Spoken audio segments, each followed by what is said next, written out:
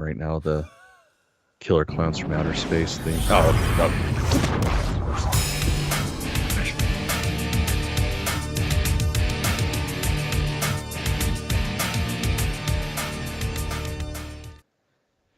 It's always great when you don't have your browser muted and it gives you a fucking heart attack right before you start recording.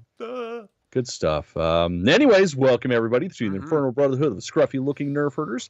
This is, in fact, a live streaming video podcast by Star Wars fans and for Star Wars fans. Yeah. No, this is heavily edited. You know, a little behind the scenes. This isn't just like we plan all this. We don't actually fuck things up. We're just that professional. Anyways, today we're going to be continuing our novel review with, 1993's The Truce of Bakura, or Bakura. I don't know how it's pronounced because that audiobook fucked everything up in my head. Was it that bad? I mean, did you not listen to it? I enjoyed it. Just its pronunciation, or how the narrator pronounced names and stuff. It had me second guessing everything. The way that he did Han Solo bugged me a lot. Yeah, it's like, dude, you're not Lando Calrissian, motherfucker. And Palpatine, it was so bad I can't even remember how the fuck he pronounced Palpatine. Palpitations-teen. Yeah, something like that. Yeah.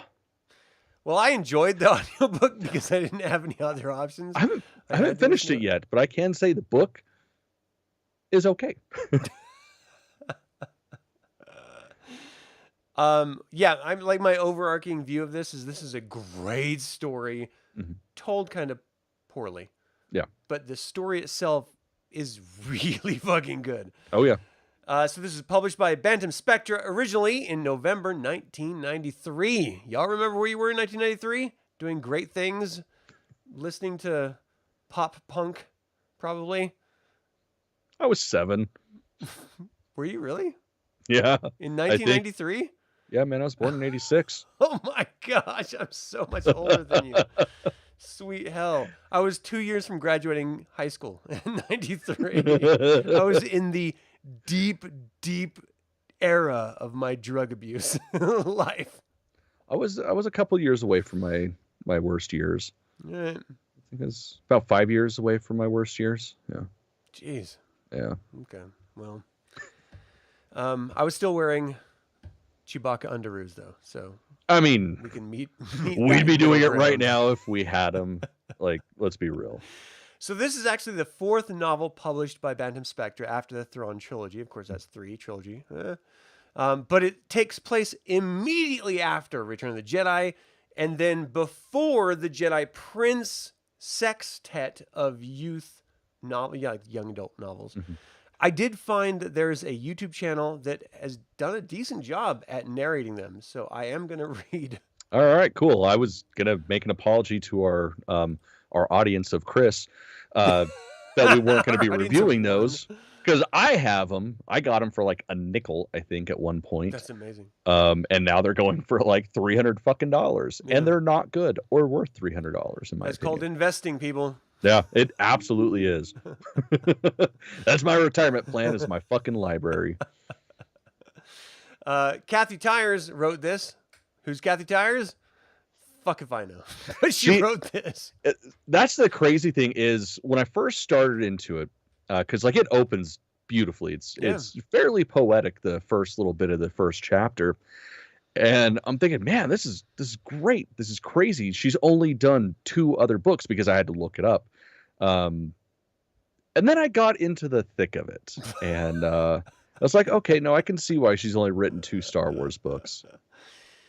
It wasn't horrible. Like, I've read way worse novels. No. Here's the thing. It's not a bad book. It's the problem is it's about 150 pages too long, in my opinion. And, you know, I usually will read anywhere between like 300 to 500 page novels, like in a week, because that's just how much I read. This was a slog to get through at 341 pages because it was so repetitious until it hit the last like 100 pages. The last 100 pages, man, that last little bit of the book, I fucking finished it in like no time flat. Like I went to work and was like, oh, I'll read a couple pages, and I finished it before I left. Like it blew by. But the first 200 or so pages, it's a little rough. I can definitely see the merit of an abridged audiobook, though, with this. Yeah. Yeah, I mean, I tried to listen to an AI version of the actual unabridged novel, and that did not go well. After 5 days, it was just a torture. Oh, I can imagine. So instead, I just went with the abridged Audible version, and I listened to it twice, and I still feel like I missed some stuff. But I have at least a 67% firm grasp on the plot. Oh, yeah. I feel like I picked up a lot more going through the little bit of the audiobook that I did. Yeah. And like I read the book. Like I finished it on one day, and then the very next day it's like, fuck it, I got time, or at least I thought I had time to finish the audiobook. So I was like, fuck it. I got some credits on Audible. I'm just going to download it and listen to it just cuz. And yeah, I picked up some shit I fucking missed. Yeah. I still don't know what the fucking fluties had to do with anything. Well, so the fluties, that's just the nickname for the Ssi-ruuks. So like the musical bird chirping. That's their speech. Okay. So that wasn't just like birds.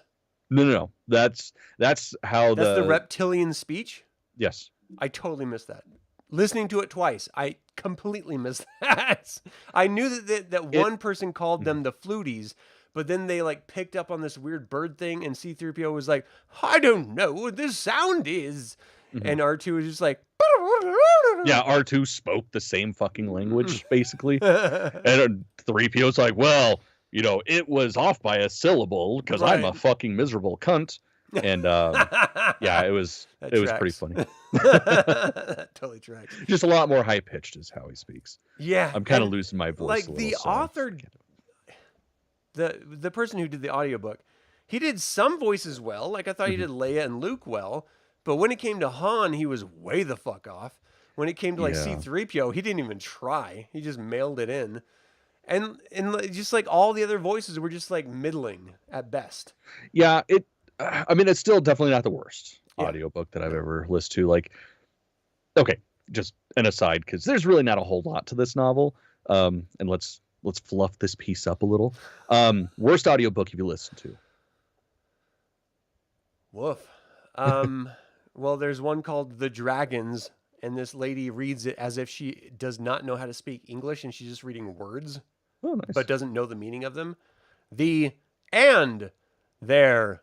Why? It was horrible. Oh my God.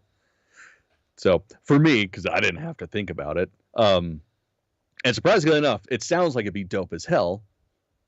It was not. But The Children of Hurin, read by Christopher Lee. Yes. That was rough. Not even exaggerating when I'm saying this. I literally almost drowned in my bathtub trying to listen to that because I fell asleep. Yep. That was the book where I discovered that I have to listen to some books at 1.8 or 2 speed. And even then, it took me like 3 times to get through it. Because he's got a beautiful voice, but it's like this the whole fucking time. Yeah. No, that one, I distinctly remember having a conversation with you about this. It was rough for me to even start, and I gave up. I couldn't do like after 5 minutes. Fair. I was just like, fuck you, Christopher Lee. Yeah, you cannot read. Like if you want to know the story of the Children of Hurin, but have it much more interesting, Andy Serkis did reading of the Silmarillion, that's one of the chapters is the Children of Hurin. Yeah, which cool. I don't have that version because the version I bought came out before he released his version of it, and well, I can't bring myself to buy 2 fucking audiobooks. That's cool. All right. Fake fan, but whatever. Yeah, fake fan. Definitely.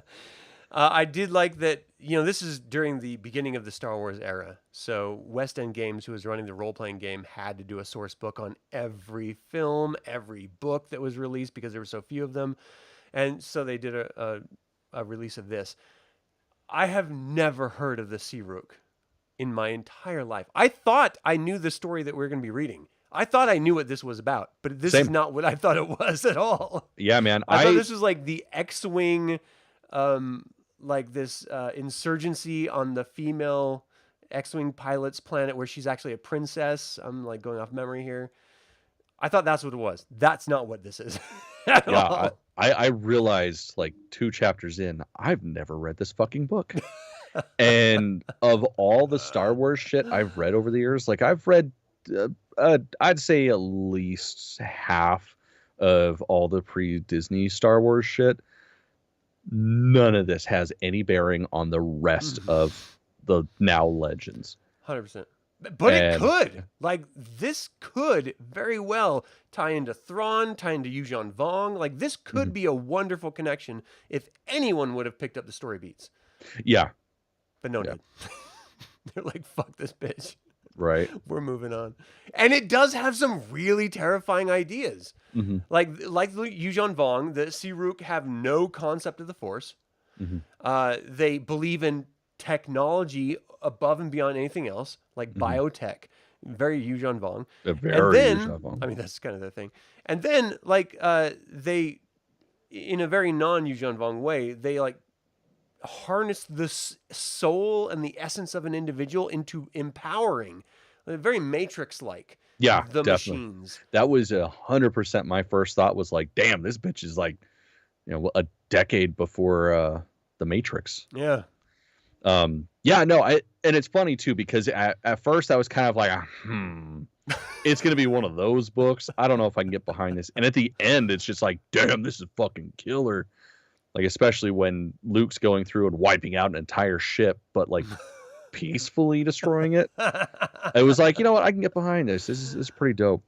This is a version of Luke that I wish we would see in live action, where he's not quite confident, but he's not like he has a boner.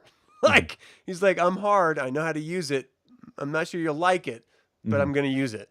Like, there's a point where he's facing off against I think it was a governor, but I think it was like supposed to be like a stand-in for like a Moff, and he was like, you've ever used your lightsaber? I'd like to see it used. And he's like, I have no reason to use it. And he's like, oh, really? Guards, come and take his R2 unit. And Luke's is like, oh, by hell you will. Like, this could very well have been an amazingly written Tarantino scene. And it ended up not being at all. But I like that, like, he was just like deflecting these blasters. And then he was like, guards, that's okay. You can go back to your homes. And Luke's like, dude, I could have fucking killed those bitches. What is wrong with you? Well, and that's the funny thing too, is it's like this governor is so like, oh no, I knew you wouldn't have destroyed, killed them, so it's fine. And Luke's just like, that makes one of us. I was on the fence, man. It's like, you got to realize I'm days away from the last time I went up against stormtroopers. Like, and that's one thing I got to say with this book, like. And I mean, of course, we do get it in later series and really well in later series. But like with this being the first real crossover of the Imperials having to work with the rebels, like I honestly feel like I got more reality from this than I did in later books and stuff. Yeah. With the Imperial Remnant. Because, like everybody's just like, I mean, I want to kill you, but I know I shouldn't. We're not killing each other, right? Yeah. Okay. All right. I'm not killing you. Oh, just kidding. It's just like they're all walking on eggshells that are taped to a tightrope, and it's fantastic. Like, there's a lot of tension in this. It's very much the Saturday morning cartoon, the enemy of my enemy is my friend situation. Yeah.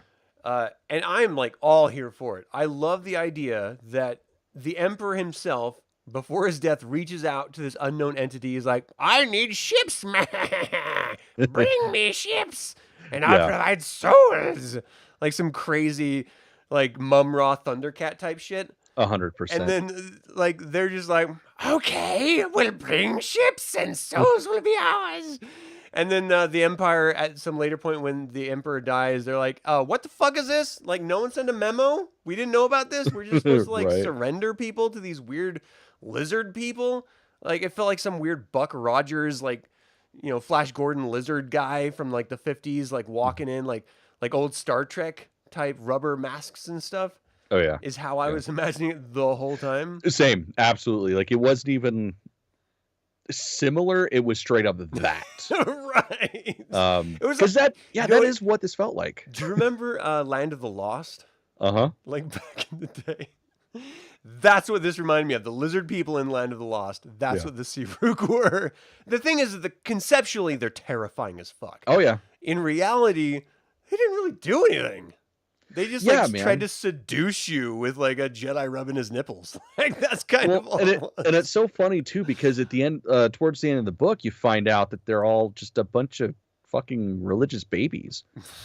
Like, oh no, they don't actually fight anybody outside of their homeworlds, because if they die off planets, then they don't go to their version of heaven. And it's like, so that's the whole reason they built all this complex equipment to harness somebody's essence to build battle droids, is because they don't want to not go to heaven? Seems a little wonky. Right. The way you're saying it sounds crazy, but contextually, we live in Utah, surrounded by Mormons, and they're pretty insane. They're pretty goddamn similar. Comparatively, and so you know crazy. what? I still stand by it. That's a fucking crazy thought. But yeah, Chris, man, I agree. Like the characters didn't feel 100%. Like Luke is probably the only character in this that feels like Luke. Wedge to a lesser extent. But other than that, everybody else was kind of like... Wedge died. Wedge didn't die. He was like almost dead. He was almost dead. In this thing. Because he just like single-handedly is like, oh, look, there's a fucking weapon that's going to explode and destroy everybody. I should probably hold it together with my bare fucking hands. Stupid heroes. Because that is Wedge. Like, yeah, like, that was believable as fuck that he'd do something like that. It was awesome. Let's talk about there's a number of things that really make this worth reading, even if you don't enjoy the story. There's still reasons to read it. Right. So first and foremost, in my opinion, was the fact that we got Obi-Wan Kenobi again, which we did not have originally, and then we also had, because he was like gone, and then we had Vader. Anakin. That blew. Had. I'm getting goosebumps right now just thinking about that. Like it was so good. Not only that, we never see in anything that I can remember Leia having experiences with the corporeal, the ghosts. So the fact that Anakin doesn't go to his son, but goes to Leia and is like, "Hey man, I know I was a dick, but I'm sorry." Like that was fucking awesome. I was a dick, but I apologize. And yeah, the fact that Obi-Wan Kenobi is essentially leading the rebellion, like in this campaign as a ghost, it's like, that's fucking cool. Well, I like that he's like, Luke, you seriously need to take care of this. Stop resting. Like, yeah. I know the Emperor like fucked your shit. You'll never have kids because your balls are all fucked. I mean, we'll deal with it later. There's a Force technique I've learned. But before we get to that, let's just realize that, you do this or we all die. Yeah. Full stop. So get off your ass, get in there. And he like goes up to Mon Mothma and Akbar. He's like, so, I'm a new, recruit and all, but I would really like to lead this campaign, please. And they're just like, all right, General. And he's like, really? That worked? Fuck. Yeah. I couldn't believe I get, he destroyed the first Death Star. He was instrumental in helping Vader defeat the Emperor. He's seen as a hero, but no one has seen anything that he's done. It's literally only been him. And if you want to extrapolate it a little bit, Han and Leia and Chewie have seen, and Lando have seen a little bit. But they haven't really seen anything exciting that he's done, because everything exciting he's done is in private with Vader and the Emperor, either solo or together. So why anyone believes this moisture farmer from fucking Tatooine is skilled beyond his years, I don't know. But for some reason they do. I mean, I know why, but as like in world, there's no reason why they should. Yeah. And yet they like 100% trust him in 100% everything all the time. And it isn't until the late EU when he like falls way out of favor and is like exiled that I'm just like, yeah, I get that. Because up until then, everyone's just like, no, you're the best, you're amazing. And he's just like, I just got here. What's going on? Right. Like, I don't know shit about shit. But even Obi-Wan Kenobi, he has this long history with the Galactic Republic, and he saw the fall of the old Republic, and the sort of galactic years, and then he sacrificed himself so that Luke could sort of be awakened in some weird way. And he's just like, you're our only hope. we're gonna be fucked. And Luke's just like, all right, but can I just like rub one out real quick then? I mean, that's what we do at my age, so. The answer is no. Yeah, you have a robot hand, it will tear it off. So you can no longer play at all with your penis. Yeah. Yeah, I don't know. I felt it was a little odd. I like emotionally, I like the idea of Obi-Wan coming back and being like, shit's hitting the fan, you're your only hope. Except that already happened in the trilogy, and I believed it in the trilogy. And so you can't come back and do it again and have me be like, ooh, it's fresh and new. No, this is derivative. Mm-hmm. The story itself is not derivative at all. It's wildly, at the time it was written, 100% original, and I'm here for it. Oh, yeah. But you just didn't write it good enough. And we were talking about the Anakin Skywalker scene before I went on this insane tirade. How did that land for you? Were you just like invested in his interaction with Leia? Or I guess Leia's interaction with him, really. Yeah, I mean, the thing is, it was believable. Because I mean, he did have that moment, of course, as he's dying with Luke. So it would just, stand to reason that at some point he'd want to do it. And the thing is, like, this is days after the battle over Endor. So, like, it kind of stands to reason that, he's following her essentially because they were there at the fucking party afterwards. Right. He was like, I wish I could have a Ewok Mai Tai. Yeah, right. So it's like it caught me off guard only because if I had a bingo card of things that was going to happen, I would not have marked that one or thought that I was going to mark that 100%. One at all. Yeah. I could have never guessed that Anakin Skywalker's ghost would show up. But yeah, I dug it. I thought it fit really well, and her interaction with him made perfect sense. Because again, contextually, this is I can't remember. I think it's like 4 days afterwards. Like, this is not even a fucking week after they ended blew up the second Death Star. He straight up tortured her, like personally. And then he straight up tortured her boyfriend. Mm-hmm. And more importantly, that's the kicker. Like, she is a bad motherfucker. Because she's like, whatever. I don't care that you fucking tortured me, blah, blah, blah. And I don't know if you guys have actually taken a close look at the torture droids. For somebody of the female persuasion, that's fucking rough. Like, there was a lot of gynecological implements on there. And I guarantee they were all used. So let's put a pin in that. But the fact that she's like, I could get over the fact you tortured me, but you went after my boyfriend? Fuck you. Yeah. And it's just like, yeah, fuck right, man. It was rough. Yeah, it didn't really land for me. I wanted to like it, Anakin coming into this. And I don't know if it was just the abridged version or if there was like a different version in the extent, like unabridged. But it was basically Anakin going, I want you to accept my apology. The Force is changing. I won't be able to talk to you again. I'm kind of fucked unless you, accept it. So please accept my apology. And she's like, fuck off, bitch. And like, that was it. I was just like, oh. So the abridged version, they don't take anything out of that. Okay. So I will be honest, though, it does read better on paper than in the audiobook. Okay. Well, that's good. Yeah. I felt that it was just a little bit hollow, and I wanted more, especially if you're as someone who did not grow up with their dad and always wanted that connection, like I wanted more from the scene, especially when she literally grew up in royalty. She was bred to be a leader, literally. She's sort of like, she sees her father as like a king of a world, basically. Yeah. And this prominent member of the Galactic Republic in the Senate. I mean, you have a lot to sort of measure up against if you're going to Mhm. try like come in with a natural light can half empty and like, hey, I'm your dad. You want to go out or something? So I get that she's less than thrilled, but she Yeah. also just figured this out literally a day and a half ago that was her dad.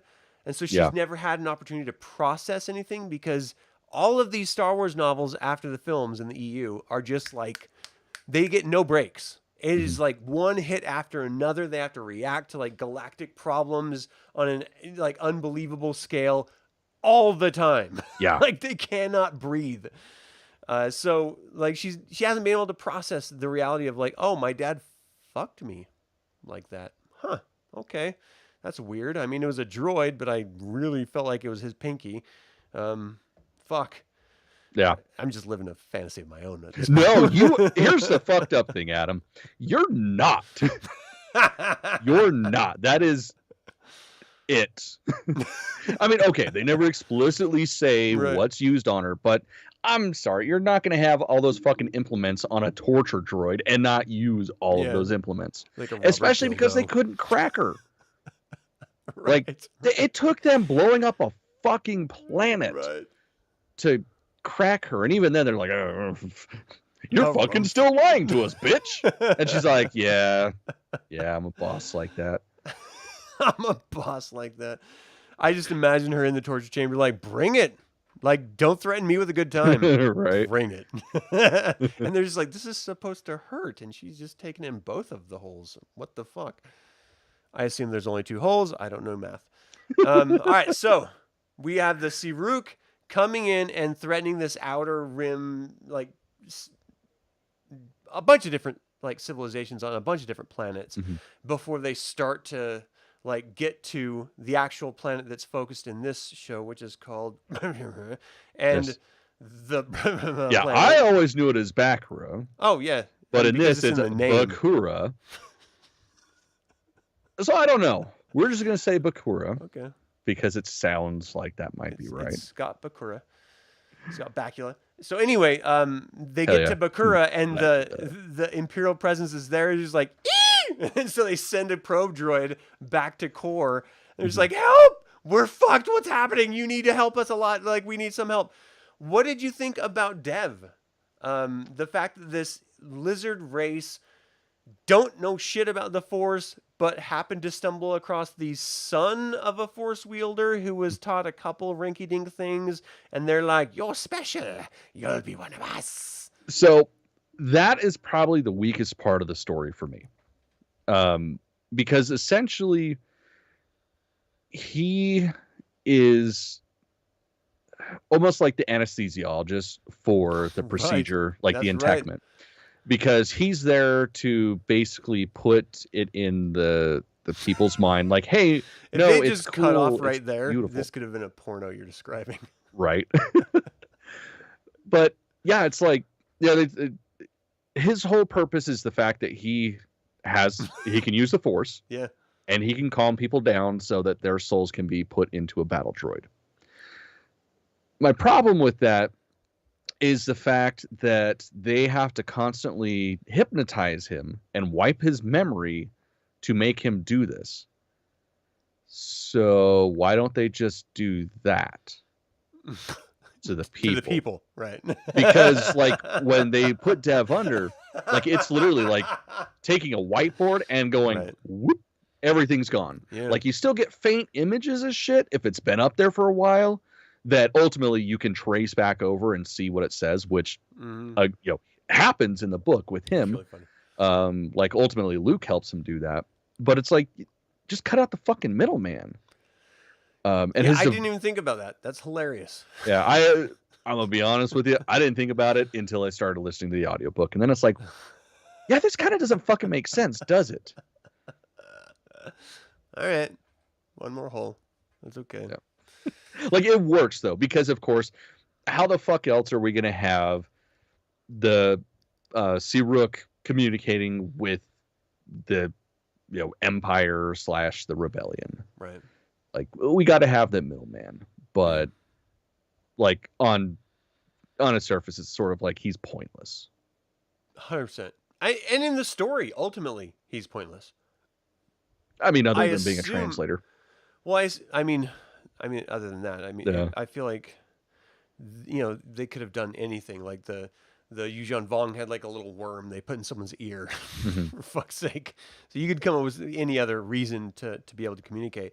Yeah. But like, Dev was literally there to be a bridge between the Ssi-ruuk and Luke. Mhm. Like his whole sole purpose. There was no redemption for him. He just died. There was no real Well, like character development in the abridged version that I listened to that I like resonated that's with. It was a just like, what the fuck? Why are you even here? You're that's a pointless. fucking shame, because there is a huge arc of him essentially once he actually comes into contact with Luke Skywalker and they sort of like mind meld for a second. Yeah. That's when he realizes just how fucking terrible these people have been to him. And he learns to essentially not fully block their hypnosis, but enough that when he comes out of it, he remembers himself. He remembers who he is, where he's Right. from, everything that's happened to him. And he does grow as a being. And his whole thing, especially towards the end, when they're taking Luke to the new entekment bridge or whatever that's solely meant for Luke Skywalker, he's doing everything in his power, force-wise, to try to communicate with him. Like, dude, come on, get the fuck up. You've only got seconds before they fuck you. So he does ultimately become a hero, and it's a sacrifice, not just like a random death. But yeah, that's a shame they cut out that much in the abridged version, because like there's a lot of shit that could be cut out, but quite frankly, that last, like you said, like 100 pages, maybe 150. Yeah. All that shit's solid fucking Star Wars. That's cool. Yeah, I mean, his story didn't really resonate much with me. I really connected with the Imperial governor's Mhm. motivations. Like that felt 100% solid the whole time. Oh yeah. Like all of these Imperial like commanders and rulers are self-interested, and that's the Mhm. whole reason why they fail, because when you only focus on yourself and no one else, and your greed, sort of evil just eats itself and devours. Yeah. But and that's the sort of the childlike moralistic tale we tell our Western society. We can thank our Victorian fucking societal elders for that nugget. But like that's the empire. It's this, I am evil and I will turn on anyone at any given minute for any reason, except and he's that. Except then there's like a logical part in my mind where it's like he was like, I'm gonna poison Luke, because then when I turn him over, he's going to poison the bad guys and is going to ruin everything, and I'm going to be a hero and they're all going to die, and Luke died in a noble cause, so he'll probably still be a hero, so even though I turned on him, it's not really going to matter in the end. Like, I was just like, that's a great fucking, yeah. That was a great fucking plan. Like, solid. Didn't And work that way, but you know what? Almost got him though. Yeah. Because like if he hadn't been paying attention to his body in the heat of a fucking battle, yeah, it would have killed him. Yeah. And then it would have infected that entire race, like the Ssi-ruuk, and ultimately what he was trying to do would have worked. So it was like, you're dick, but you're a smart dick. Yeah, but I get it. I see your dick. Okay, so ostensibly this story is Luke is warned about this incoming sort of invasion that could ruin all of mortality. It ended up being called forward by the Emperor, and of course his death is what triggers them to sort of enter into space and confront the galaxy that we're familiar with, and they transfer your soul into technology. This is this weird, like, biological religious experiment they're doing in order to gain people to die for them and take over worlds and universes. But they do it in a I've seen it somewhere else, but I can't think of where I've seen it before. But they like seduce you, like, you are welcome. You should be honored to die for this new experience. You will be freed from your mortal coils. It sounds like Scientology. That's the thing, is they never say anything about death, because you're getting rid of pain, you're getting rid of hunger, You're getting rid of poverty, and you The are just shackles of mortality. you're going to be more Free. than you can be. Yeah. Because and specifically, it's Dev that's preaching all this shit to everybody. Yeah, he's communicating it for sure, but I do very much feel like it's their cue cards. Oh well, of course. He's and just and like, and the thing is, they all know it's bullshit. Like yeah. they don't buy But into do bullshit. they? Like, No, they that's what don't. I think is crazy. Like, what if they like the lizard, the Ssi-ruuk, they really believe that. Like, we're elevating you to like some holy level because of their, whatever religio, socio, political, whatever. We're we're freeing you. Like, you should be honored for this. Do they believe that, or is this just like some weird Nazi propaganda that they pretend to believe, but they kind of like inner hate themselves for it? So I didn't actually take note of it because you can always tell when the book gets good. I forget to take notes.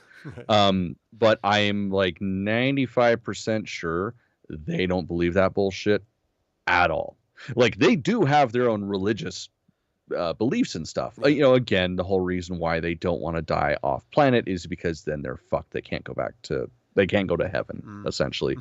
But towards the end, I swear I remember Dev saying something about how no, they don't believe this shit at all. It's like they are literally just pussies and want other people to die for them. They're just shocked that people don't want to die for them. That's awesome. Yeah, the Ssi-ruuk were shocked that people didn't want their soul to be put in the battle droids. That's what was so crazy to me. I was like, is this like a weird religious thing with them? Like, are they just like messing with people? Is this just weird propaganda? I never landed on one side or the other because they were like fucking with Dev the whole time. Like, it felt like they were like really fucking with him. They're like, "Oh, you deserve to be punished, haha! But I like you. Here's this pleasure drink. Your cum drink." And then, which alone is just like, what is that? Like a pale ale? I don't enjoy it. It's 13%. It's super pale. It's a little chunky. Yeah, the whole experiment was terrifying and weird and foreign and scary. It was great. I loved the Imperial elements. I loved the Ssi-ruuk sort of biotech elements. I thought that was great. I thought Luke's interaction with everything and I always love when Luke grows as a character. We see this level of him, it is specifically in the novels, being full of self-doubt all the time, and he's trying to find the best way, but he's ever hopeful and sort of has this aspirational, like, everyone will be good if we just try to reach them on a human level type thing. He saved his own father from being a Dark Lord of the Sith, for fuck's sake. Like, this is like the purest evolution of Luke, and we get to see him do some amazing things. I never thought, however, I would see him weep like a baby. That was weird. He just started break. Like, it should have happened a long time ago if it was going to happen. Like, he's gone through so much just in the original trilogy. And now he's like, gets a kiss from a fucking alien and he's just like, your planet's beautiful. Right. What the fuck? Yeah. I the only thing I can think is just that it's like everything hit all at once. Cause he had that one moment of, I'm going to relax, and then just everything fucking hits. Right. Yeah. I'm curious. Have you had one of those moments where whatever stressful event has occurred and suddenly you just have this brief window where you're just like, okay, here it comes. It's going to affect me. And then I'll just shake it off and we'll deal with it as it is right now. But I have to have this vulnerability and just break down. Have you had that? Oh, yeah, man. Like, fuck, the year following my mother's death, car rides home. Leaving work, I had 10 minutes to fucking lose my shit before I had to compose myself and go back to reality. Oh, so, man. I buy it. Yeah, the most impactful in my memory, and I still don't understand why, was I was on, I think it's called CQ. This is like over 20 years ago in the military in Germany, where I was watching the battalion desk all night, and it was 9/11, and like everyone was losing their shit, and I like was grabbing all my gear and equipment, my soldier. I could see I had 3 soldiers under me at the time. This one, I could see like the genuine fear in his eyes. He's like, I don't know what's happening. What the hell's going on? Like, I'm confused. And I was just trying to calm him down because I had to leave instead of like be there present with my soldiers. I had to leave and do this stupid guard duty thing. And so I just did my best to calm him down. And then I get to the desk and it's just silent.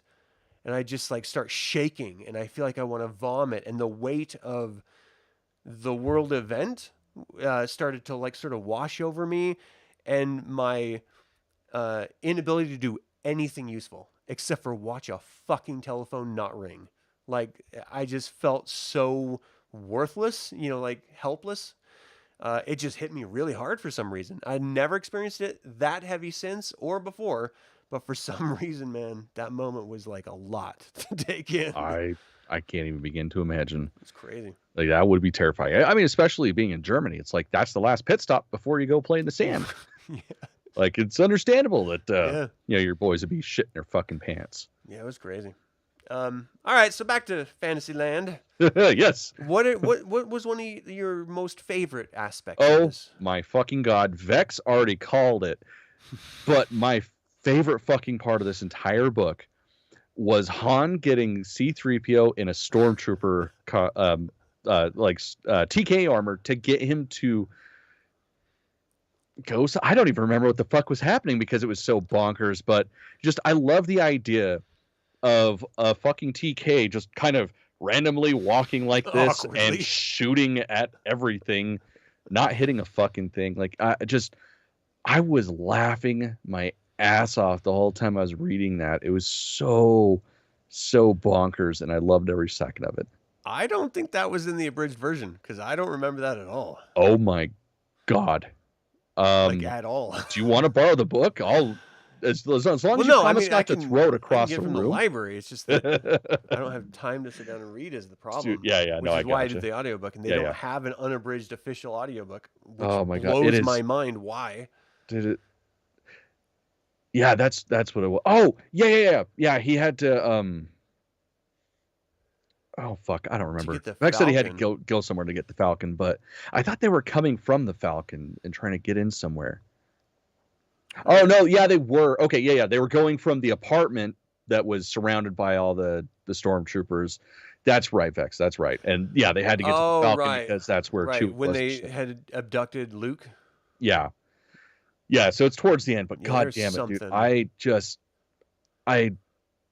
I want so badly just to see that on screen. This is insane that I've listened to this book twice and I have no idea what you guys are talking about. This upsets me. It's a shame, man. It's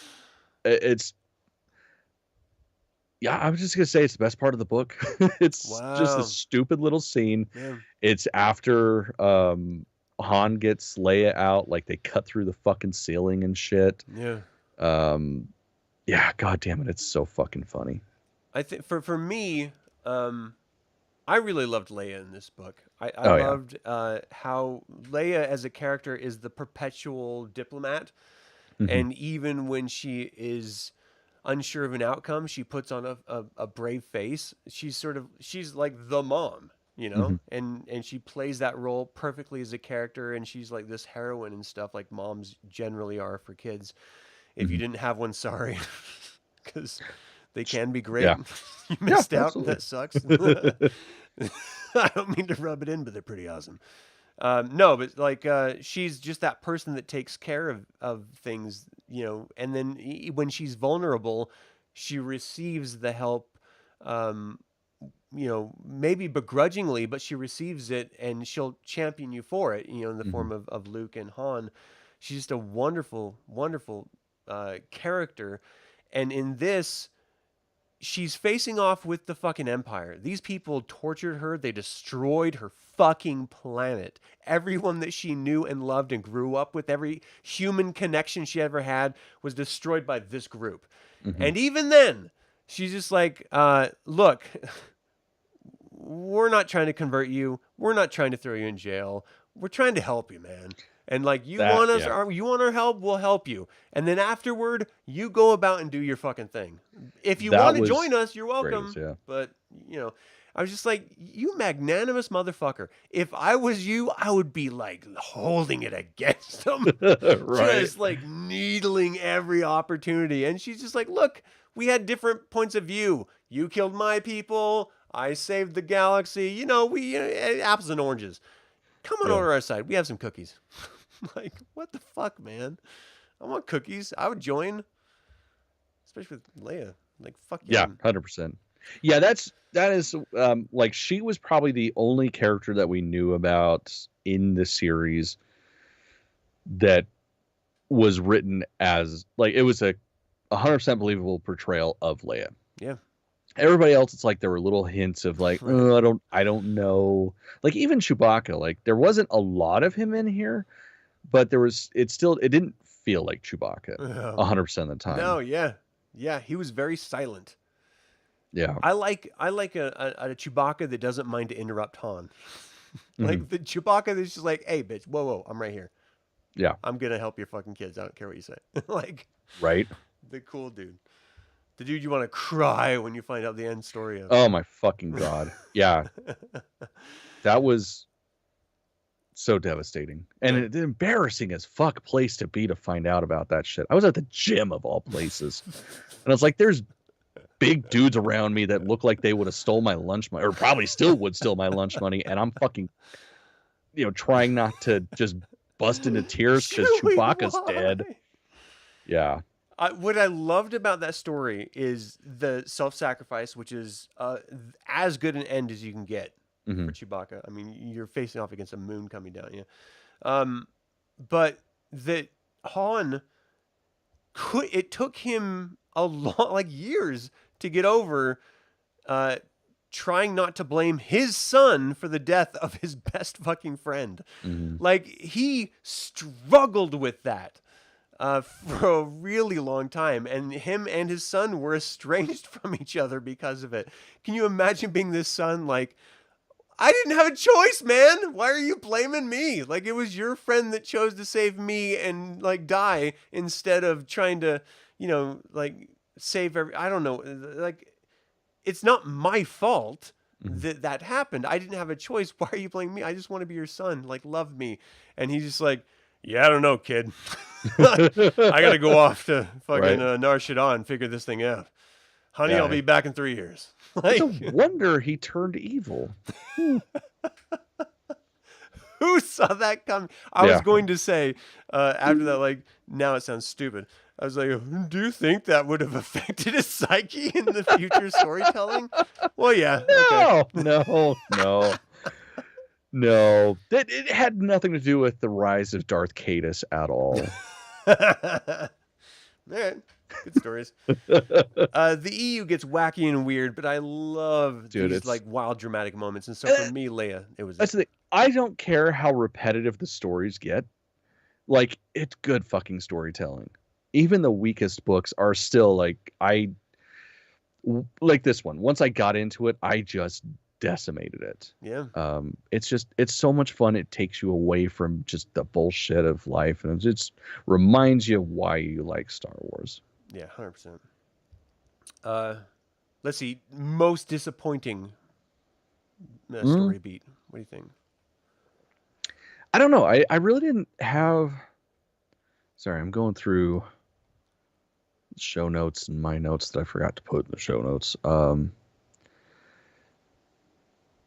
Yeah, there's not really anything in the story that bothered me necessarily. It was just like that first third of the book or half of the book, whatever the fuck it was, that was really slow and repetitive. That was the issue I had with it, not the story itself. Yeah, the downside to me is the abridged version that I listened to. That's the downside, because this is something that I could see developed out into like a trilogy. You could make a series of films just based on this one novel. It would easily be engaging. Yeah. It's what we love about Endor.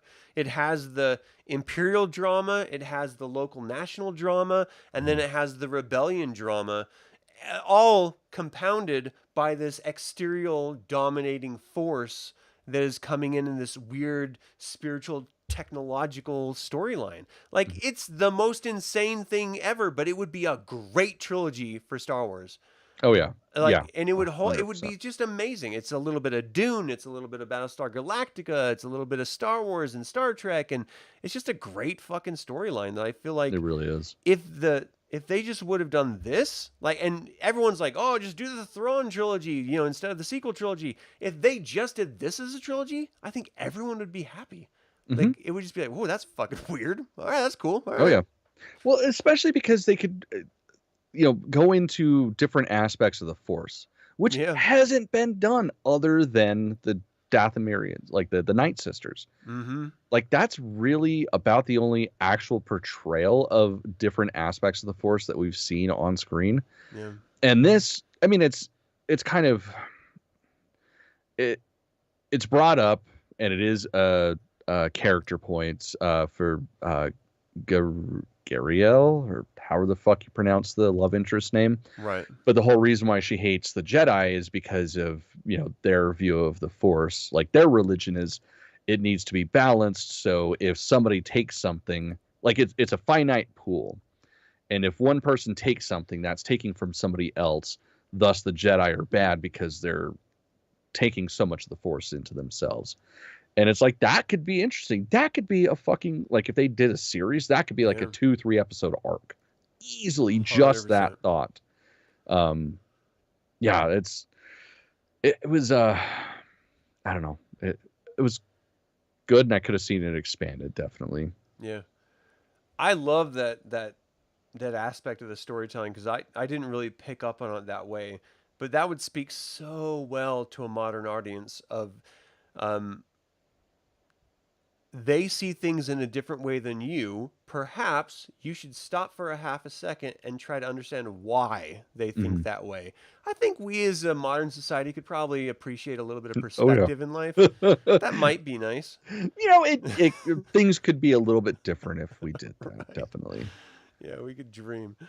All right. I don't know. I mean, it was a fun story. It's something that I would not mind, like, sitting down and reading when I have more time. I would definitely like to do that. It's something that I would like to revisit. It's something I think about because it's terrifying, the concept of having your soul ripped out of you and injected into this technological device. Yeah. Dude, the idea of immortality is terrifying to me. It's weird. And it's not even like a controlled immortality, or like you're like with like whores and coke. Like, well, yeah, that's the crazy thing too, because it's like they kind of describe it a little bit, because your consciousness is there. You're aware of everything going on, but you're not in charge. But you're not in control at all. That's the worst. Yeah, so it's like the idea of that is just absolutely fucking terrifying.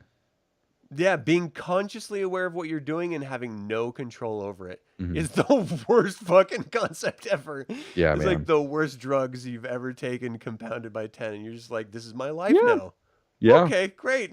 Fuck me. Yeah, it'd be horrible.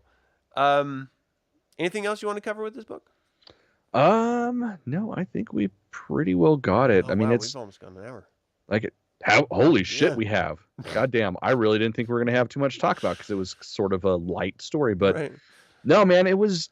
The thing is, like, I apparently have never read it before, so I'm glad that I did. Yeah, for sure. And after getting through it, it's one of those things where it's like, I could easily see reading this again. Yeah. I mean, I usually do try to reread shit anytime, like, if I like it. And yeah, I'll see revisiting this one. Yeah. All right. Well, if you have read it, let us know what you think. Leave a comment below. If you've been joining us live, Vex and Chris, great to see you guys. And Cameron, absolutely, look, I see you in the chat too. Yay! I had joined in. If you haven't joined us live, consider doing so. Then you can send your thoughts and prove us wrong in every thought we have. We're open to it. Yes, or remind us of something that we read 2 fucking days ago. Yes, save my ass, Vex. Thank you. Well, thank you all so much for tuning in, both live in chat or after the fact. We invite you to subscribe to this channel. Click the bell, get notified of upcoming videos, and become a member of the Infernal Brotherhood by paying us. Fuck yeah. Or buy some merch. Or you can buy some merch. Sorry. Oh, nope. You're good. All right. Until the Infernal Brotherhood convenes again, my fellow scruffy-looking Nerf herders. May the force be with you. Either she loved that man or she was going to murder him. Best line in the book, because it's like, yeah, no, that sounds like marriage. That definitely sounds like marriage. That's marriage.